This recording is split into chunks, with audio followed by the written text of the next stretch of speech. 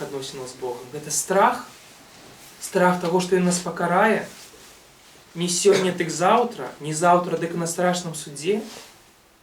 Тады мы дзейнічаем як той раб, які баіцца зрабіць крок управа ці ўлева, бо ён успрымае свайго гаспадара як чалавека дэспатычнага, які карае за любое праяўленне ініцыятывы. А там, дзе ёсць страх, там няма свабоды. Там, дзе няма свабоды, немагчымы глыбокія даверлівыя адносіны. Там, дзе няма такіх глыбокіх даверлівых адносінаў, там немагчыма называць Бога айцом.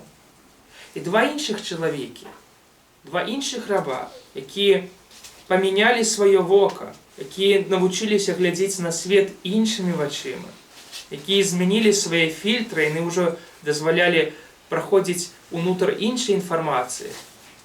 Яны навучыліся глядзець на Бога не як на дэспата, не як на таго, хто карае за кожную правіну, не як на таго, хто глядзіць на кожны грэх, які ёсць, і шукае толькі магчымасці за гэты грэх пакараць. Яны бачаць Бога як айца, які давярае ім самае каштоўнае, што ёсць. Яны бачаць, успрымаць Бога як гаспадара, які давярае ім не проста адну-дзве манеткі, які давярае ім велізарную колькасць каштоўнага металу, 200 кілаграмаў срэбра. Ідзі, зрабі што-небудзь з гэтым.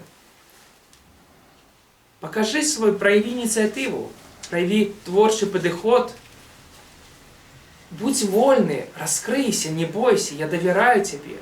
Разумееце, для чаго гэтая сума, вось 5 талантаў ці 3 таланты? Для чаго гэтая сума? Гэта толькі ступень даверу Бога да нас. Як гэты гаспадар, ён фактычна бярэ ўсё, што ў яго ёсць, усе свае зберажэнні, кажа, вось вам, я давяраю. Ідзіце, зрабіце што-небудзь. Так і Бог, Ісус кажа, так і Бог. У яго ёсць усё, і ўсё, што ў яго ёсць, ён аддае нам, кажа, я давяраю вам. Разумееце, Бог давярае нам. Ён аддае сябе для нас і кажа, не бойся, калі я настолькі давяраю сябе, то чаму ты не можаш даверыць сябе?